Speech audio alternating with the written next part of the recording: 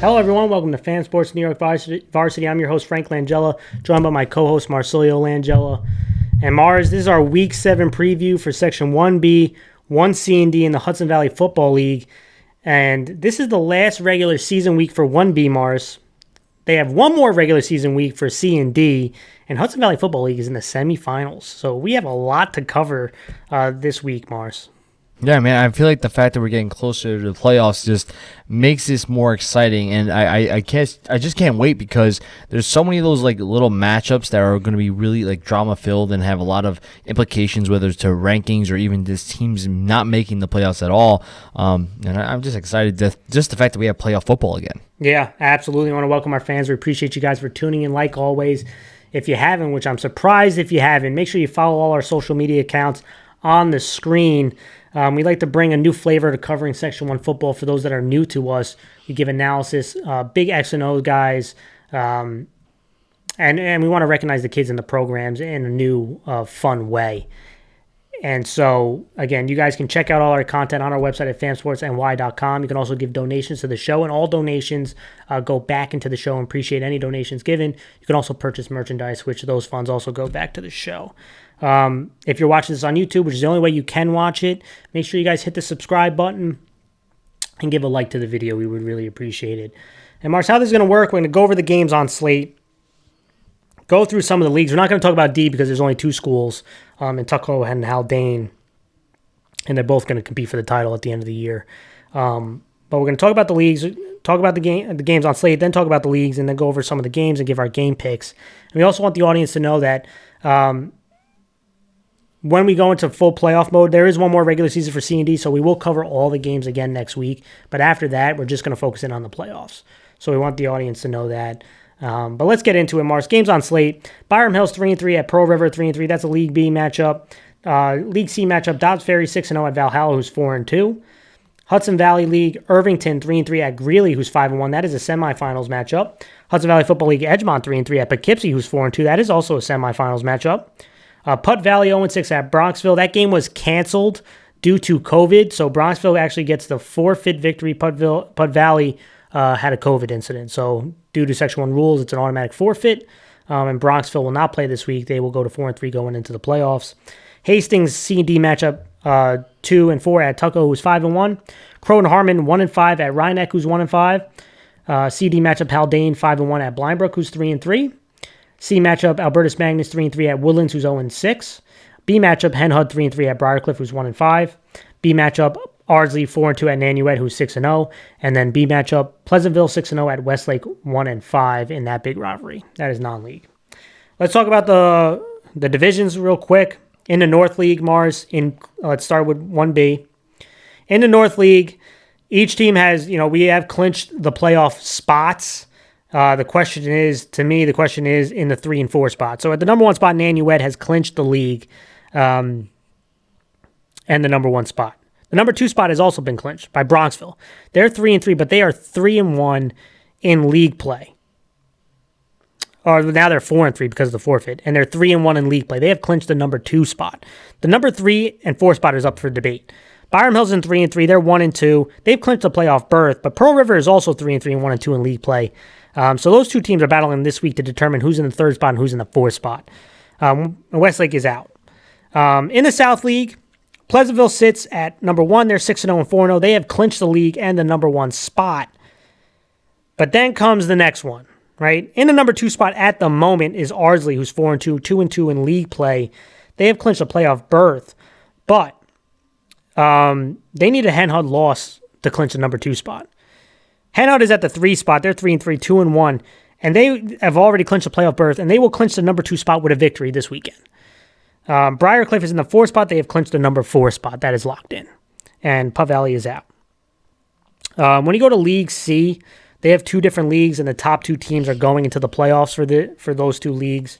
So in one league in C, Class C, Dobbs Ferry is at the number 1 spot. And at the number 2 spot is Hastings currently. Number 3 spot is Croton Harmon, who, if they win this week, they will tie Hastings in the standings, and they have the tiebreaker because they beat Hastings earlier this year. Rhinebeck is in the 4th spot. In the B League for Class C, Valhalla is at the number 1 spot at 4-2. Albertus Magnus at the number 2 spot at 3-3. They have a 1-game lead in league play over Blindbrook, who's 3-3, who they beat last week, and then Woodlands in the 4th spot. And then the Hudson Valley Football League, they have the semifinal games. So let's dive into it, Mars. Obviously, a lot going on. But let's start with playoff football, Mars, and that's in the Hudson Valley Football League. Let's talk about the semifinal matchups. The first one, Irvington 3-3 at Horace Greeley, who's 5-1. Semifinals matchup, this is a rematch of the game that they had played on 10-1, where Greeley won 21-6 at home. So a rematch of that game. Irvington, I got to say this, Mars. Irvington, the coaching staff, they started the offseason late, really late. And Coach Jeff Michael and that staff has done a good job of getting Irvington back to this point. Right, being 3-3, being in the semifinals game and 1 game away from the Hudson Valley Football League championship. So they deserve a lot of credit. Offensively, again, it's not going to be easy moving the ball consistently versus defensive front, but they got to be led by, their 2 big guns in Tommy Flanagan and Ethan Piccola. Those 2 guys are their most dynamic players, their most consistent, reliable players, and they're going to have to play big in this one. In big games, you need your biggest players to play at their top level. And the play of this offensive line is going to be huge because the Greeley front, they are athletic and they are long. So the big thing is to avoid turnovers. Last time they played Greeley Marcy, it was a tight game. They had a big fumble on a snap that led to a defensive touchdown. So they can't have plays like that. A guy to keep in mind is their kicker, Balkin. He's going to be a reliable guy who can score some points on some drives that stall. Defensively, Mars, Irvington, they like to be aggressive. They got to stop the quarterback runs. And to me, they got to bail out the stop wall. So when they do the read options and the whether it's zone read or power read, to me, I would take away the quarterback run, force them to hand the ball off, and try to have your guys make plays. But you have to be wary of the RPO passes because Greeley did hurt them on a couple of them and on a few rollouts as well. So it's going to be big to keep the quarterback in the pocket. When I look at Greeley, Mars, they have a bye week last week. Are they going to come in with some rust? Right, I've always concerned about teams that go on a bye week. This isn't the NFL. This ain't college football, right? These are young high school players, and when they don't play, you're worried about some rust that comes with it. So that's going to be interesting for me. Offensively, again, when they played Irvington, they had success running the zone and power read. Ryan Wall really had a lot of success finding lanes and running the ball, and the RPO and rollout stuff really was successful. I would imagine they're going to try to duplicate that, see if Irvington can stop it. And they, the RPO stuff really worked, especially throwing to the slot. When they load those boxes up to stop the run, those quick slants were really successful. And I look at this offensive line has played solid all season, led by Doheny, Mars. If they can dominate up front, which they have the capability of doing, I think Greeley's going to have a real chance of winning this game and moving to the championship. Defensively, this defensive line wants to cause penetration. It's led by a guy, Julian Koku, Mars, who is in talks of getting offered by Stony Brook, which I saw and he shared with me. That's a great accomplishment. And it just shows you, Mars, that it doesn't matter whether you're, talent. People will find talent. And Koku's a really talented guy to help lead this way. And he really helps other defenders get one-on-one matchups. To me, they got to win early downs, and the defensive line, who has the capability of dominating, is want to have to hunt and get after the quarterback when they're in those spread looks. Mars, what do you want to talk about on this one? Yeah, this is definitely going to be interesting because the fact that you have these teams that have met already before, and now you're going to see, can Greeley continue this run that they've had?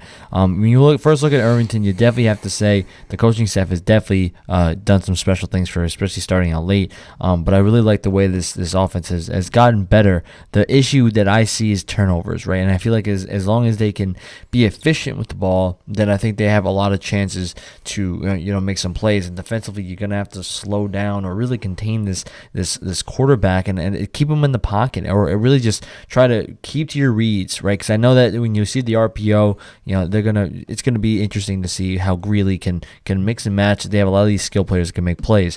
And on Greeley's point of view, you had a week off, right?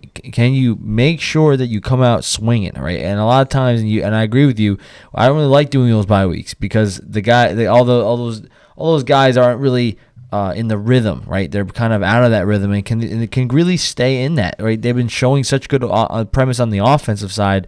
Can that keep going? And I feel like they have a lot of skilled players. Allow the offensive line needs to really open up some spots for them, make some plays, and I think that they should be pretty solid here. Yeah. Let's go to the other semifinals matchup in the Hudson Valley Football League. Mars Edgemont 3-3 at Poughkeepsie, who's 4-2. Semifinals to go to the championship. This is also a rematch of the game that played on 10-1, where Poughkeepsie won at Edgemont 22-8. Let's start with Edgemont.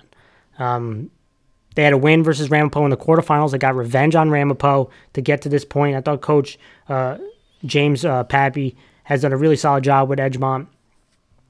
But let's start offensively. To me, the engine of this offense is their quarterback, Milan Leonardo. This is a dual-threat guy. I know he's been a little beat up this year, which has kind of hurt his mobility, but this is a guy they rely heavily on to use his legs and arms, and he's going to have to play big time in this one for them to have a chance. But I thought another guy who stepped up in the running game, Joey Saito, he runs hard. He's not a very big guy, but he gets you those hard-earned runs. And I don't think it's going to be too easy running the ball versus Poughkeepsie. I think the passing game is going to have to be big in this one. And I think Leonardo is going to have to make some plays with the quick passing game and take some shots deep to guys like Davis Kim, who can line up in the slot. He's the most deadly in there, big playmaker for them.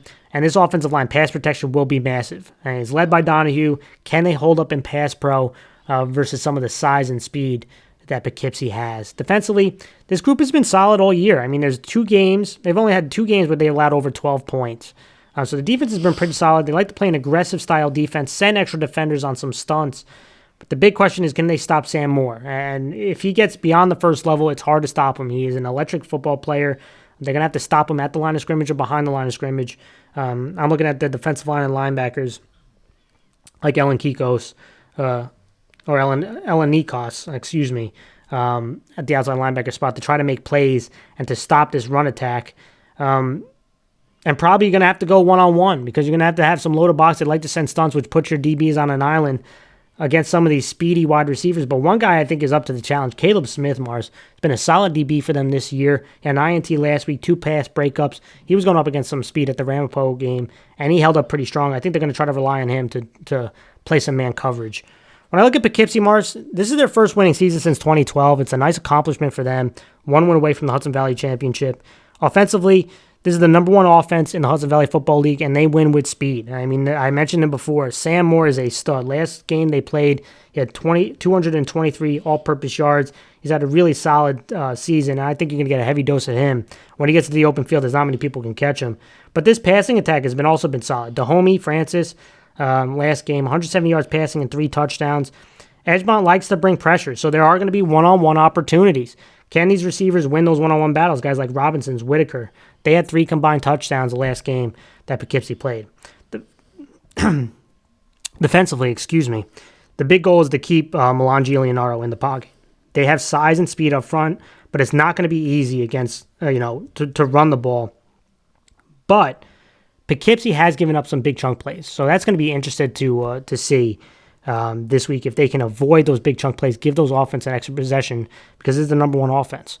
If they get them extra possession, I think they could score some points more. So what do you want to talk about in this one? Yeah, man, when you look at this game, it's definitely the fact it's another rematch, just like the other Hudson Valley Football League game that we just mentioned. But when you look at this offense on Edgemont, it really revolves around Gian Leonardo. I feel like he is just a dynamic player. He has a very good arm talent. He has a lot of athleticism, and I really think the offense is going to revolve around him, and obviously the offensive line giving him the ability to do what he does best and make those big plays. And defensively, I feel like they've been pretty solid. My opinion is the defensive line is going to need to make a lot of plays. Really try to try to cause some pressure, allow for your pass defense to really make a play. And from Poughkeepsie's point of view, I feel like you have the number 1 offense. I feel like you're rocking and rolling. You have a lot of skill players that can make big plays, and it really is going to depend on a plethora of guys, especially in the pass offense, to really get open and allow and really try to make some plays in some open space. And I feel like if you could do that, it's going to be a good showing for your offense again. Yeah. Let's go to another matchup. Real interesting one in the B class. Mars Ardsley 4-2 at Nanuet, who's 6-0. This is a non-league game. Both teams have clinched the playoff spot. Nanuet has clinched the league in number 1 spot, but Ardsley's trying to determine where they are in their league. They could either be 2 or 3. And when you look historically, Nanuet is 9-5 versus Ardsley since 2004, but Ardsley has won 4 straight in this matchup. Last week, Ardsley lost a real tough game to Pleasantville. Nanuet won at Westlake. And when I look at, let's start with Ardsley, because they've lost 2 or 3, I believe, right? They've lost 2 out of 3 games, but they are, they're 2-1 on the road. And they need to get some momentum going into the playoffs. It's been a lot of hot and cold. And when I look at the offense, Mars, I thought they moved the ball pretty well last week. And it wasn't easy to run versus that Pleasantville defense. And it's going to be similar this time around. But I thought the passing game really stepped up. And I got to give a lot of credit to Ryan Watson. He has been an absolute stud this year for Ardsley. Really tried to put the team on his back. He had 8 carries, 180, I believe, 4 yards, 2 touchdowns. He was a man possessed last week. He is a really, really talented football player. I really like him. He's a guy who can line up in multiple spots and do a lot of things. They line him up at tight end, receiver. They'll put him in the backfield. He really will do whatever it takes, plays defense to win. And I thought Michael Ballars was pretty solid. 18 of 29, 242 yards, 2 touchdowns, had a rushing touchdown. But what is killing this team, Mars, is they are not finishing drives and they are turning the ball over. And they had 2 INTs last week, 1 by the goal line. And that is really what is hurting this offense. Because this offense can move the football. They can move the football. They can move it in multiple ways, whether it's running or throwing. But they are not finishing drives, and they are turning the ball over. And they have the weapons. I mean, we know Jones as a wide receiver. We know Phelan at the running back spot. He had 87 yards rushing. This offensive line has physicality to it. They just have, it's about being disciplined and fixing those mistakes. And that is what has really been hurting them. Because defensively, last week they allowed 189 yards of offense, Mars. The defense really only gave up 1 touchdown. They gave up a punt return touchdown and 2 field goals were the other scores. So this defense gave them an opportunity to win. And overall, this defense has been pretty solid this year. And they're going to have to do another performance to stopping the run. They did a really good job of stopping Cotter of Pleasantville on that potent rush attack. And now you're going up against another physical rush attack in Nanuet. And that has to be the number 1 goal in stopping Moran is going to be big. Another thing, too, is they're probably going to have a lot of loaded boxes, which is going to put the secondary out on an island. You have to keep Frondy in the box, right? Because against Pleasantville, LaCapria has some mobility, but it's not as much mobility as Frondy. Frondy is a guy who can get out on the edge and really hurt you with his legs. So the mobility of this week is going to be a little bit more than Ardsley faced last week. Number 1 priority is stopping Moran and the run attack, but you have to keep the quarterback in the pocket or he's really going to hurt you. When I look at Nanuet offensively, Mars, it's not always pretty. I don't think last week was the prettiest either, but they'll show up in I. They'll go in some 3-back sets. They'll bring in the tight end. They want to punch you in the mouth, run the football, and control the tempo of the game. And James Moran, again, last week, 109 yards, 2 touchdowns, had the game-winning touchdown with 45 seconds left. You're going to get a heavy dose of him, and he's going to move around. He might even line up at wide receiver in some spread looks. And Hollis Bryson, he's another guy. You're going to get a heavy dose of some downhill runs. And then also what I found some interesting was some of the spread looks last week, which kind of set up some of the rollouts and the play action. I actually think they can go into some spread looks this week, Mars, to just run the football. And I saw a little bit last week, but I could see even more of it this time because what it's going to do is it's got to, Ardsley wants to load up the box. If you go into the spread look, it's going to pull some defenders out of the box, right, which will leave some lanes for guys like Moran. And so I'm interested to see if they try to attack that a little bit.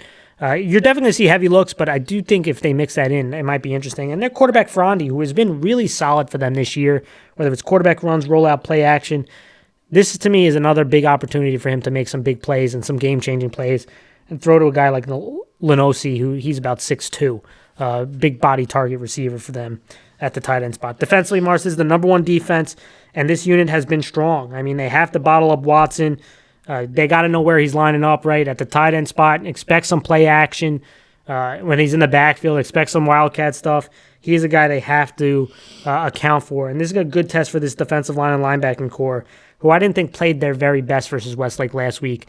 This is definitely a step up in competition, Mars. What do you want to talk about in this one? Yeah, this game is definitely interesting because of the fact that you have Ardsley who has been struggling, right? And then you have Nanuet on the other side of that has just been dominating. And I feel like this is going to be an interesting game to see whether or not Ardsley can bounce back. And I agree with you. I feel like their offense was able to move the ball, but they just could never finish a drive. And I felt like their passing offense was very efficient. They were getting whatever they really wanted, especially when you look at the tight end position. I feel like they've just been really just making big plays. And then when you look at being able to run the ball, they also did pretty well. The issue, like, and you already said it, is turnovers. I mean, you can't turn the ball over as many times as you did, and they did it twice in the last game, and it was a fight, right? It was a fight. That's the difference. It's just those little things are what add up to make a loss. And when you look at a game against Nanuet, they're gonna try to run you over. I mean, and at the end of the day, the game might be extremely short, right? Because of the fact that they hold on to the ball way too long, you're not going to have a lot of chances. So if you turn the ball over, that means you're going to give them another chance. They're going to run the clock, and you're going to have less chances, and you'll have even less chances than before. And Nanuet thrives on that mentality of give us the ball back, and we're going to hold on to it for a while and really drain this defense. And the defense was able to slow down a lot of the runs from Pleasantville, but can you match the size of Nanuet? I think that's going to be the big thing. They match the size and the speed that they have in that like two-headed monster that they have. They have multiple guys that can really make a lot of plays here. Yeah. Let's go to another B matchup. Big-time rivalry in the B class. Pleasantville 6-0 at Westlake, who's 1-5. This is a non-league, but a big-time rivalry. Pleasantville's already clinched the league and the number 1 seed. But when it comes to rivalry games like this, throw the records out. And when you look at this rivalry historically, there's not a lot of love in this one. Let's just call it what it is. Pleasantville is 10-4 versus Westlake since 2004, but Westlake has won 3 straight versus Pleasantville. That rubs Pleasantville people the wrong way. Last week, Pleasantville won at Ardsley in a big-time game, in my opinion. Westlake played Nanuet pretty tough, but they lost. Let's start with Pleasantville, Mars. The last time they started 6-0 was 2016, right? So this is a really nice step in the right direction, getting them back to where they want to be, which is one of the top teams in B. And let's start offensively. I thought last week was a big moment, and people are going to say, I know a lot of people talking about, well, we only had 189 yards, we couldn't move the ball that much, and it wasn't pretty. But I thought it was a big moment because they couldn't run the ball with consistency with Cotter. Okay? And they needed other people to make plays for this offense. And I know it wasn't a big shootout. They didn't score a boatload of points on offense, but they made enough plays. And Daniel Picard, he had over 120 yards. Aiden Picard had a touchdown reception. And Michael LaCapria, Mars, he went 11 of 14 passing, 136 yards and touchdown. He was efficient. He didn't turn the ball over.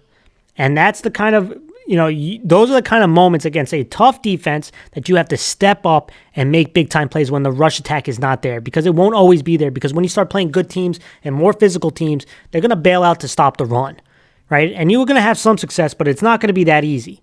Now, this week, I do think the run is going to be much more successful, but I thought that performance by some of the passing game, some of the skill guys, is going to be huge going forward. Because that is what's going to separate Pleasantville from competing for a title, is if they can be more balanced. And if the running game is not there, can they turn to other people to make plays? That's going to be huge. I do think the running game is going to take a step back, though, in this one. Defensively, Mars, this is the number 2 defense in B. Okay? Defense has been pretty strong. And last week, it wasn't their best performance. They gave up some big chunk yardage. They allowed, Ardsley to drive the ball. But in the red zone, Mars, they played strong, and they kept Ardsley out of the end zone for the most part. They forced 2 turnovers, including the game-winning turnover at the goal line with the interception by Daniel Picard, but I think his name is Rifsky. He had an INT last week. Rafsky, excuse me, I apologize. And the big thing was stopping the run this week against Westlake. They're a heavy run team. You want to force them to pass the ball, and so I look at this defensive line. I look at linebackers like Miller and Horrigan. They're going to have to force Westlake to get into second and third and long because they want to spread you out and run the football. You want to make them a passing football team. If you can, I think you have a real chance of winning this one. When I look at Westlake, I actually thought the last couple of weeks they have definitely been playing better. They have young guys who have been stepping up. They have been improving. We know about the coaching staff has been solid at Westlake. And this is a team that I believe is growing. Offensively, it starts with Anthony Arricciello, who I really like this kid. He's a small guy, tough as nails, and they have a heavy reliance on him using his legs and to set others up and to make plays. So, this is the guy, kind of the main focus on this offense, and they're going to rely heavily on him, but you need other guys to step up. And you're probably going to have to make some plays in the passing game. And so I'm looking at this offensive line. Can they hold up in pass protection? It's going to be a slugfest in the running game. There's going to be some plays that don't work. There's going to be some plays that do work. But for them to have a chance in this one, they're going to have to hit some plays in the passing game. People are going to have to step up. Defensively, stopping the run has got to be the main priority. I know the coaching staff, they like to be aggressive defensively. They like to have their defensive linemen penetrate and shoot gaps. This defensive line and linebacker is going to have to really step up. It's going to be big. It's going to be a full effort to stop this rush attack. You know Cotter wants to come back with a vengeance on this one after struggling last week. This offensive line is going to be probably yelled at for the week that they had last week. They're going to be looking to run the football, and so Westlake, for them to have a chance, has to get them uncomfortable in second and third and long, and maybe one of the defensive backs like DiNapoli can have an INT. Another thing, you got to focus on Daniel Picard. I mean, he had a kind of a, I'm not going to call it a breakout because he's been a breakout player for them, but he had a coming-of-age moment last week, and so you have to be wary of where he is on the field at all times. Mars, what do you want to talk about this one? This is a big-time rivalry. Oh, yeah. I mean, this is, this is up there, one of the top rivalries of the area, and I feel like when you see this game happen, both towns come in force, right? No matter where it's going to be in Westlake or whether it's going to be in Pleasantville, everybody shows up. You got alumni from all across, all the ages are going to show up to this game. It's a big deal. When you look at Pleasantville, I think I agree with you. I feel like when you look at and I keep saying this every week, I say that the young players need to step up, and they did. Last week, you saw the offensively, you see the Picard brothers really showed out. Daniel Picard had a big game on special teams, on the offensive side, defensive side, and then Aiden Picard had a big play on offense, and he's been a solid weapon all season long. And then obviously Michael DiCaprio was efficient, like you said. And even when, without Cotter being the same force as he normally is, you saw the offense was able to move the ball when they needed to. And then they struggled in some points of the game, but they made the plays when they needed to make them. And I feel like that's the big thing. The offensive line has been improving. Now, they showed some difficulties to move the big D line from Ardsley, but they've been getting better and better. And they're made up of mainly young guys. I mean, the most veteran player on the offensive line is Michael Gordon, the center, and he's been solid too. The point is that most of these guys are young players and they're getting better. Defensively, it's the same story. I mean, you're going to get some young guys on defense. Last week they started out with young corners. I mean, and the Picards are also young. I mean, like they're sophomores. They're all they played last spring. We forget that they're sophomores too. So you have a bunch of young guys on the defense, and obviously the veteran presence is important. But I think the big thing is the young guys all have to continue to step up, and if they do, then this team can be very dangerous because they've proven that they have the ability to beat any team. They've proven that to this point. But remember, when you play this rivalry game, there's no such thing as a record anymore. Yep. So it's really about, can you show up? Can you overlook that record? Because a lot of times when people look at a record, they're like, oh, well, our record's a lot better than the other team, so we just beat them easily. You can't have that mindset. And Westlake played Nanuet pretty tough. Yeah, and then when you look at Westlake, I mean, I think the big thing for them is going to be their offensive line, right? Can they hold up against this front that's very aggressive? And if they can establish the run, then it's going to be a tough trucking for Pleasantville. But I think it's going to be very tough. I think this game is obviously it's well known in the area. Everyone likes to show up here and watch this game. Yeah. Let's go to the game of the week, and this is a C matchup. Dobbs Ferry 6-0 at Valhalla, who's 4-2. Non-league game, but could this be a foreshadowing of two potential championship contenders in the C League? And I think this is actually the rematch of the 2019 C title. So when you look historically, these two teams, Dobbs Ferry is 10-3 versus Valhalla since 2004. But Valhalla has won the last three matchups, including the most recent one in the spring. Last week, Dobbs Ferry won at Croton. Valhalla lost at Haldane. And let's start with Dobbs Ferry, Mars. To me, they have proven to be the most complete team in the C&D class so far this season. I love the way that both units have been playing. And offensively, this is the number one offense out of the C&D schools. They have scored 34-plus in 5 straight games. It starts with the dominance of that offensive line, led by Regalado. But him and the other guys on that O-line, they have been absolute studs. They have moved bodies. They have created a physical rush attack, and it really starts with them. They've attacked both inside and outside in their run game. And you do that because your offensive line can move people and they can maintain blocks. And I got to give a shout out to Brian Dan, their fullback, Mars. He is a hard-nosed runner. Again, he's a guy who can get you those harder runs, but what even impressed me more about him is his ability to block. He's a really good lead blocker. He's a good blocker out on the edge.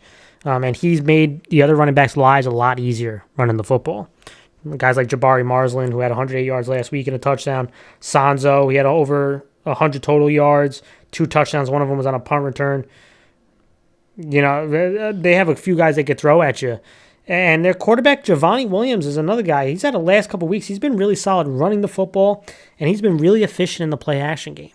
Again, they don't ask him to do a lot, but this is a guy who, if he can continue to play at a high level, makes this offense even more dynamic. But let's go to the defense, Mars. Listen, on offense, Dobbs Ferry, they run what they run. I mean, there's not a scheme that you're going to run against Valhalla. Valhalla struggles against the pass. They're not a passing team, but they're one of the best run teams in football. So I would imagine that's what they're going to rely on this offense. Defensively, Mars, they're also the number 1 defense out of the C&D schools. So this has been the more surprising unit. I thought they could be really good, and they've proven that correctly. There's a number 1 defense. They have given up some pass plays, which concern me because the wide receiver core that they're going up against can run, and they have a quarterback at Valhalla who can hit the deep ball. So it's going to be big for this defensive front and these linebackers. They like to be aggressive, and they're probably going to try to blitz and get to the quarterback. Guys like Loran and the linebackers like Marsland, they're going to have to get some pressure because if you let that quarterback sit there and these wide receivers are tough to guard for a long period of time, they got to get the ball to the quarterback's hands. But the quarterback is going to take chances. And so if your DBs are in good position, you might have a chance for an interception. Guys like Almaraz, he had an INT last week. The ball will be there. Right? They're going to test you. They take gambles. Sometimes it works, and sometimes the defense can come up with some plays. When I look at Valhalla offensively, they love to throw the football. Last week was in some ugly weather. It was rainy, so throwing the football makes it tough. That's what they like to do. So you saw a lot of drops, fumbles, INTs. But on Friday, I looked at the weather forecast because you have to go check it out in games like this. They're going to be in the low 50s, so not bad weather is waiting. So good news for Valhalla with trying to throw the football. It all starts with their quarterback, Michael Dawson, Mars. Last week it was a struggle, 7 of 18, 96 yards and a touchdown with an INT. But they don't just use him for his arm, they use him for his legs too. He had 111 yards rushing and 2 touchdowns. He's going to have to be a big dual-threat guy for them and carry a heavy burden. Because this wide receiver core, they're tough to cover, especially in man coverage. Guys like Butcher, big play guy. They are, good-sized targets who can run with the best of them. And if they get some pass protection up front, they're going to hit some deep balls. And that's the only concern I have for Dobbs Ferry's defense is Valhalla's ability to hit some big plays in the passing game. They're going to need to in this one. Defensively, stopping the run is obviously going to be the big one. Valhalla's biggest struggles, I think they do a decent job against the run. Their biggest struggles have been against the pass the last couple of weeks, which, again, you have to worry about the play action with Dobbs Ferry, but they have to stop this rushing attack. This linebacking core is going to have to be very active. Guys like Sullivan going to have to make a lot of plays for this defense. Marsh, what do you want to talk about this one before we go to a player and matchup? Yeah, I mean, this is definitely going to be an interesting matchup because you see these two teams are top notch in their own way. I feel like when you look at Dobbs Ferry, they're more of a hard nosed, run right at you type of team. Where the offensive line has been very impressive, and you have Brian Dan, who has been impressive for several years. I mean, he's second year as a running back. Yeah, he was an offensive lineman that transferred to be a running back, which is like a dream come true. Yeah. And he's a great running back, and I feel like he just shows his power to block. He brings back his old fashioned ways of being a lineman, and he can do both, which is very good. And I feel like when you look at Dobbs Ferry, they're looking to just run you over. And then when you look at Valhalla, they can throw the ball. It's like they're kind of a mirror, right? They like not exactly the same, but I mean like they're like opposites, right? It's like the other side of the offense is what their specialty, and then when you Valhalla's offensive side, Michael Dawson is just that dual threat type of player that's gonna really can beat you on his athletic ability in moving the ball, and also his ability to throw, his arm talent that he has. Now the question is going to be how efficient is going to be in this game, and I feel like that's going to be the deciding factor, because that's what I look at is my my wild card for this game is going to be which offense is more efficient. Is Dobbs Ferry going to be able to make open holes for the skill players like Brian Dan, or is Valhalla's offense going to be efficient in throwing the ball and not making mistakes, right? And I feel like whoever has the least amount of mistakes on the offensive side is definitely going to have the advantage here. Yeah, and I'm going to talk about the player to watch, and one is I mentioned before, their linebacker and running back Jabari Marsland. I think he's a a key cog on this team, and he makes a lot of plays that he doesn't get as much spotlight and credit that he probably deserves. But this is a guy who can make a lot of plays for this team on both sides of the ball. He's going to need to. Now, the matchup, I didn't have a video this week for the matchup in this game, but the matchup I'm watching is the Valhalla pass attack versus this Dobbs Ferry secondary. I mean, that to me is going to be a big indicator in this one. You mentioned the efficiency that this pass attack can have. And again, they like to hit you deep. They'll hit you with the quick stuff, but they really want to go deep and try to get those one-on-one matchups. And their quarterback, talented quarterback, trusts his arm and trusts those guys. He gives them a 50-50 chance to go get the football. All right, Mars, let's do the game picks. You ready? Yeah, I'm ready to roll. All right, let's do it. Let's start in the semifinal games. Mars, the Hudson Valley Football League, Irvington 3-3 at Horace Greeley, who's 5-1. I never love psychologically when a team wins and there's a rematch.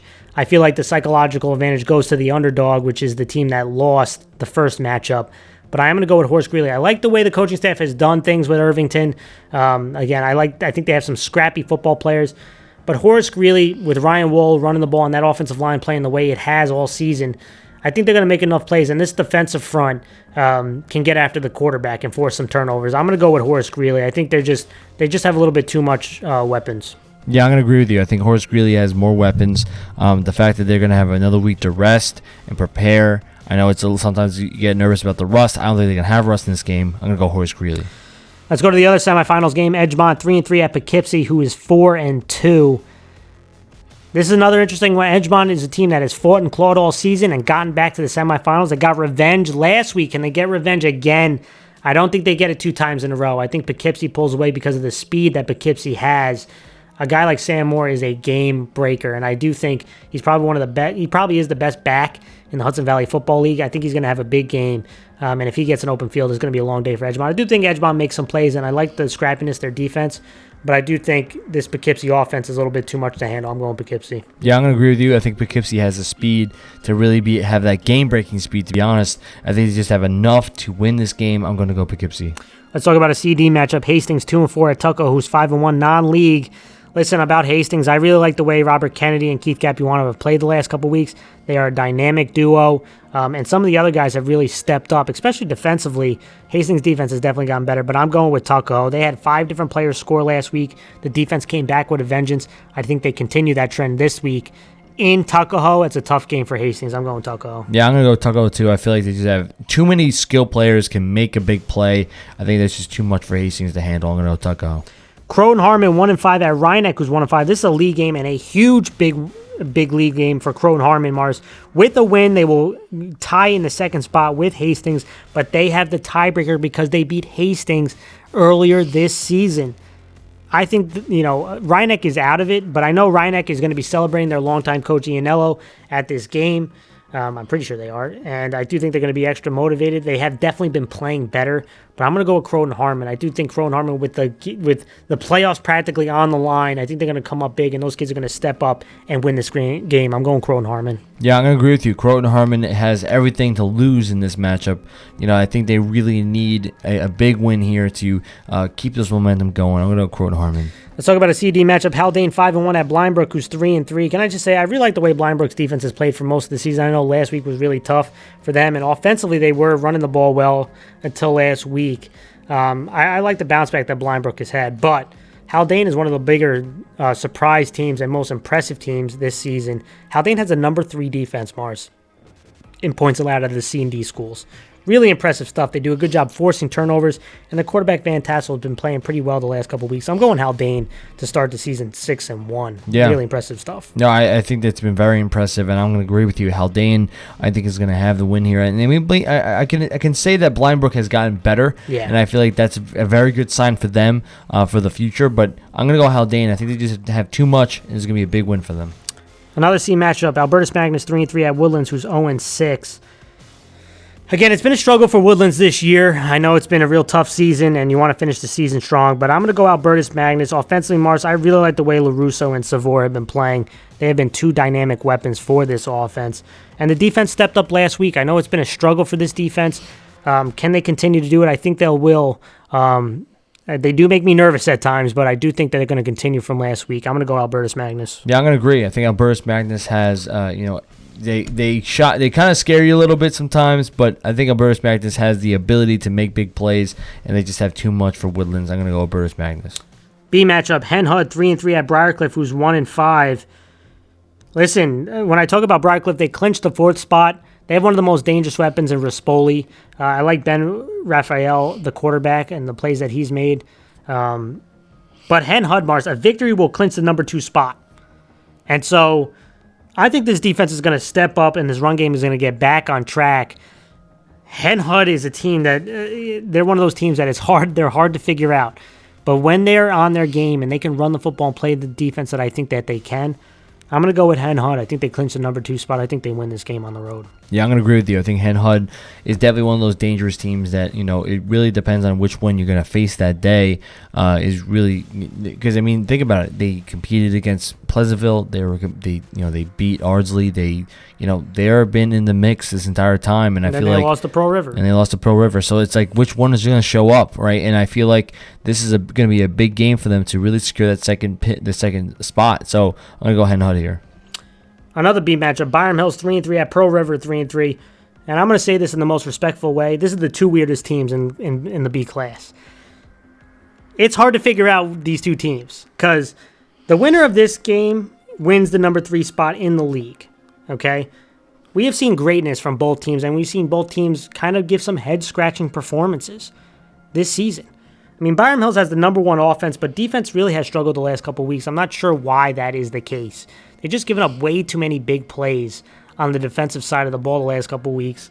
And for Pearl River, last week the defense really stepped up. And there are times where it feels like that defense can play at a high level, and then there's times where the defense gives up a lot of big plays as well. Offensively, I like the balance that they've been showing running the ball, and their quarterback, who was pretty efficient, he threw a couple touchdowns last week. This one was a hard one for me to pick because I'm not sure which teams are going to show up, but I'm going to go with Byram Hills. I just think though their offense is the number 1 offense in B. They're a very dangerous offense, and if this defense can get back on track, which at the beginning of the year was a pretty solid defense, I do think that they're more. I think they have just a few more weapons than Pro River. I'm going with Byram Hills.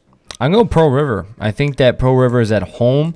I think that this is going to be a big game for them to try to move up in the rankings. Yeah, winners 3, losers 4. Yeah, I think, and that's going to. I think, in my opinion, that does make a big difference. And I think that Pearl River is starting to find their footing. And I feel like they having a big win against Hen Hud is like that's Hen Hud is one of the top defenses in B right now. And I feel like Pearl River definitely has that momentum going for them. And the fact they're playing at home, I think, gives them the advantage. I'm going to go Pearl River. Let's talk about the big rivalry, Mars. Well, I will. Pleasantville 6-0 at Westlake, who's 1-5. You're not going to pick the game, Mars, but what do you say about this matchup? Yeah, I feel like when you look at this game, it's such a big-time rivalry that, it feel like it doesn't matter what the record is. And I think it's going to be exciting to see, the old Pleasantville versus Westlake games where I think last spring they were able to have some fans at the game, and it was still rocking, right, to the COVID level rocking. Yeah. But I'm looking forward to see the community come together for this game because it's going to be a great show. And I think that when you look at both these teams, like I said, Pleasantville needs to have the young guys show up. And if the offensive line struggles to stop any of this pressure that Westlake will bring, it's going to be a tough one for them. And Westlake, it's going to be the same thing. They have to try to stop the run and really try to bank that their secondary can make some big plays. So it's going to be interesting to see what happens. Yeah, I'm going to go Pleasantville. I think Pleasantville is going to get back on track of running the football. The defense has been strong all season long, and Westlake has definitely been improving, but I just don't think they can make the plays in the passing game that they're going to need to against these heavy looks and these multiple guys in the box that Pleasantville likes to do on defense. I'm going to go with Pleasantville. All right, let's go to the next game. Another B matchup. This one, Ardsley 4-2 at Nanuet, who is 6-0. I'm actually going to hear what you have to say first, Mars. Who do you have in this one? Well, this is going to be tough because you look at Ardsley. They need to win. In my opinion, I feel like having 3 straight losses going into the playoffs. Well, I've lost 2 out of 3. Still, so not 3 straight. Not 3 straight, but yeah. You lose 2 out of the 3. I feel like it's going to be, really hard to have any momentum going into the playoffs, but if that's the case, right?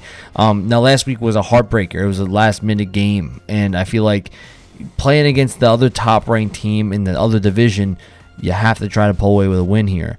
But I also think that Nanuet is going to win. I think that Nanuet has the strength, they have the speed, and and they have a defense, right? They have the top-ranked defense in B, and I feel like that everything's going well for them right now. And I think Ardsley has been in a slump, right? They have been able to move the ball, but they just haven't been able to capitalize, and they make mistakes. And I think Nanuet is going to not only capitalize on those mistakes, but they're going to drain the clock, and I think that's going to be the big issue here. Ardsley's not going to have a lot of chances to make touchdowns.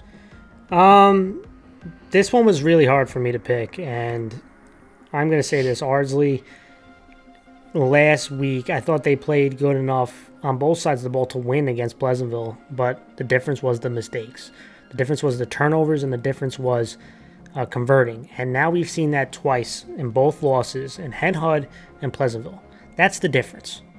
Those are the difference in those two losses, that games could have easily been won if Ardsley doesn't make those mistakes. So, once is a kind of a, once could be a blimp, but 2 times feels like a trend. So that's the thing about Ardsley. They have the talent.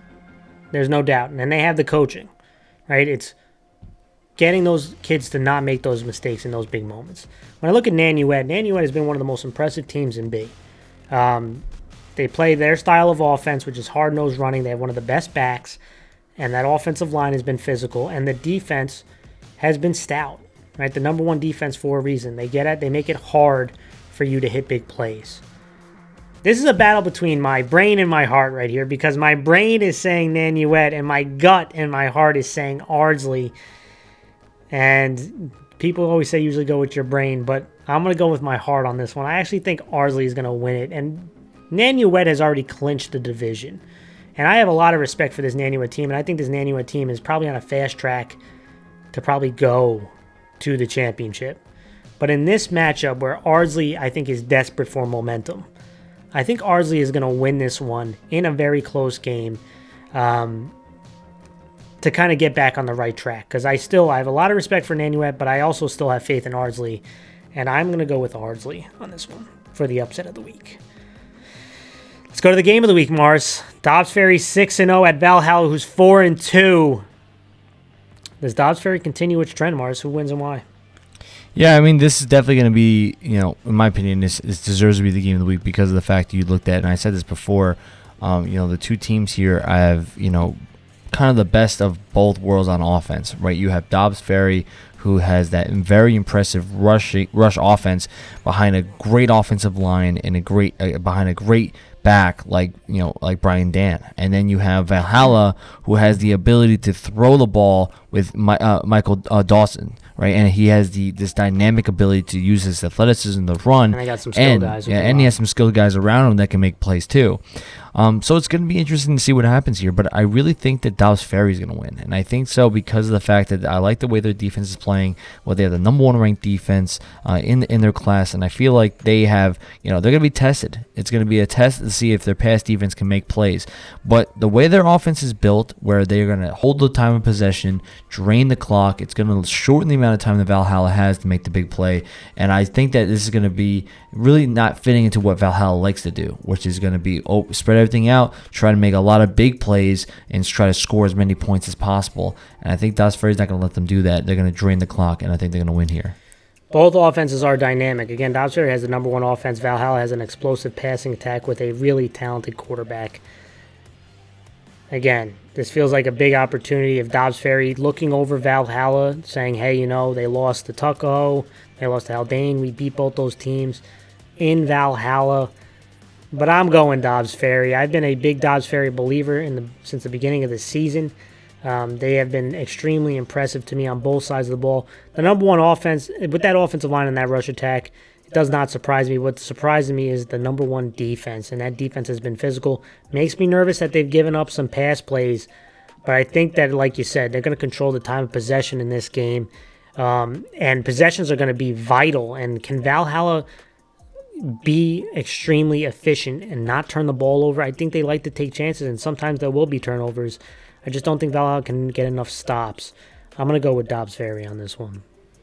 All right, everyone, that was our show. We appreciate you guys for tuning in like always. We hope you have a sports-filled weekend, and we'll see you all very soon.